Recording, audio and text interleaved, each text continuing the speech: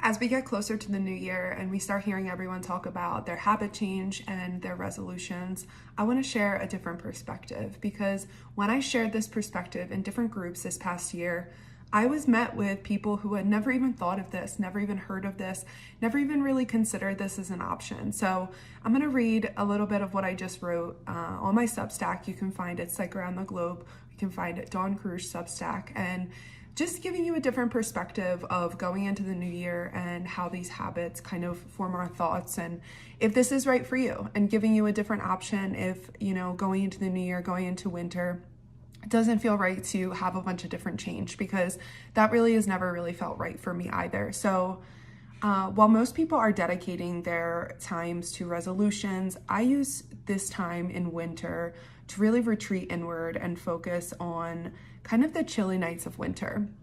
Historically, winter is not the time to change habits. It's historically not the time to start something new. Nature itself really does model this for us. The trees shed their leaves, animals hibernate, and the earth resets beneath a blanket of frost. The season is really about restoration, reflection, and conserving energy. It's really meant to be the time to slow down, retreat inward, and really prepare for new things that are ahead. For me, personally, aligning with the earth, the days of change and shift and really blossoming turns out to be alignment with the season of spring and the spring equinox. This is when the grounds start to unfreeze and the earth really starts to come alive again. So why spring?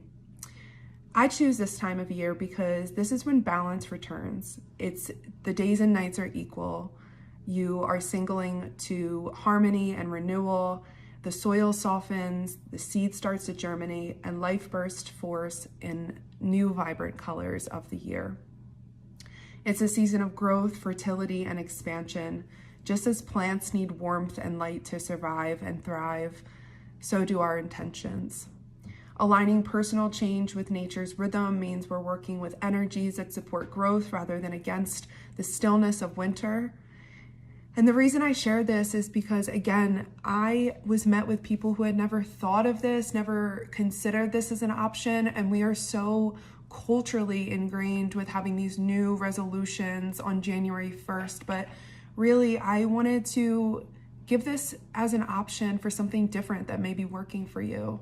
I would suggest that really pausing, reflecting, kind of restoring, moving inward, journaling, meditating, just kind of sitting still, moving slower, making meals that require longer bake times or cook times, offering yourself really that kind of new space. And I think that's always positive to offer new intentions, but I think that is a huge difference between offering new intentions versus creating new resolutions, right? Because we feel so beholden to those resolutions rather than creating ongoing intentions. So I think that if you're considering this in your life, if this is resonating for you, if this is something that feels like it may align for you, kind of sit with that for a second and see if you want to do something new this year, if you want to try something new.